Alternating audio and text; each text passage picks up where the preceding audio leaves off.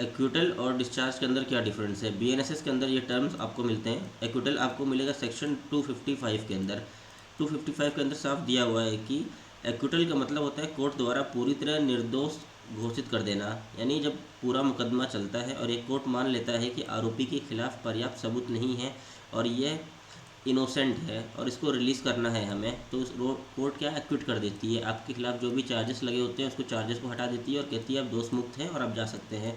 और कोर्ट ये भी तय करती है कि आपको दोबारा अरेस्ट नहीं किया जाएगा सेम ग्राउंड्स पे। आरोपी पूरी तरह से निर्दोष माना जाता है, उसी अपराध के लिए दोबारा मुकदमा नहीं चलाया जा सकता है।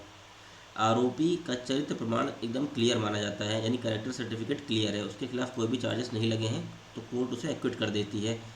For example, a person accuse of theft undergoes a full trial.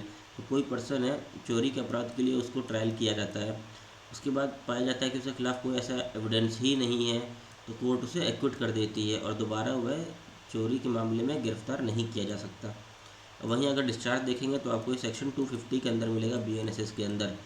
Discharge का मतलब होता है कि आरोपी पर मुकदमा शुरू होने से पहले ही उसे छोड़ दिया गया है। जब कोर्ट यह देखती है कि आरोपी के खिलाफ कोई प्रथम दृष्टि मामला नहीं बन रहा है, यानी प्राइमा फेसाई केस नहीं बन रहा है, यानी शुरुआती सबूत ही कमज़ोर है, तो आरोपी को डिस्चार्ज कर दिया जाता है। डिस्चार्ज के अंदर आपके ऊपर केस शुरू ही नहीं होता है। अब यहाँ हम लोगों ने क्या देखा, एक्विटल के अंदर आपके खिलाफ केस चलता है, कोर्ट में केस चलता है और लैक ऑफ एविडेंस के चलते आपको कोर्ट बरी कर देती है। यानी डिस्चार्ज के अंदर आपके खिलाफ केस शुरू ही नहीं होता है।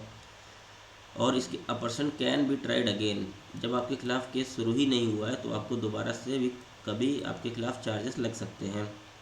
आरोपी अभी के लिए छूट जाता है लेकिन पूरी तरह निर्दोष साबित नहीं होता है। अगर बाद में नए सबूत मिलते हैं तो उसके खिलाफ फिर से केस दर्ज किया जा सकता है डिस्चार्ज के अंदर। सेक्शन 250 साफ साफ कहता है कि अगर केस शुरू होने से पहले एविडेंस स्ट्रॉन्ग नहीं था, यानी पुलिस कोई रिपोर्ट तैयार करके देती है मजिस्ट्रेट के पास और मजिस्ट्रेट को लगता है इस रिपोर्ट में दम नहीं है, तो वो डिस्चार्ज कर देगा उस पर्सन को। तो ये एक डिफरेंस था एक्विटल और डिस्चार्ज के बीच में। अगर आप डिफरेंस देखेंगे तो stage of the case happens after full trial. Acquittal के अंदर पूरा केस चलता है कोर्ट के अंदर, तब आपको कोर्ट एक्विट करती है, बरी करती है। डिस्चार्ज केस शुरू होने से पहले ही आपको डिस्चार्ज कर दिया जाता है लैक ऑफ एविडेंस के कारण। अब एक्विटल के अंदर होता क्या है कि आपके खिलाफ पूरा केस चलता है कोर्ट के अंदर और आपको निर्दोष पाया जाता है। तो डिस्चार्ज के अंदर क्या होता है, आपके खिलाफ एविडेंस ही पर्याप्त नहीं होते हैं, तो आपके खिलाफ केस ही नहीं चलता है।